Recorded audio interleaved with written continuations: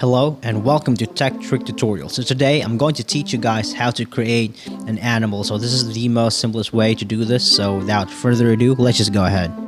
Okay, to start this off, you're going to need water, and then I'm going to put earth here. So let's just go through this step by step. Wind, put it on top here to create the dandelion. Put the earth on top of dandelion to create flower, and then just basing it off of the memory here. There's a bunch of patterns, but this is probably the quickest way.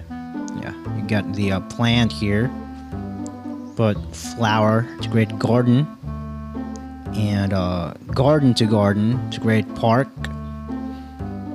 Now I'm going to put garden again to create zoo.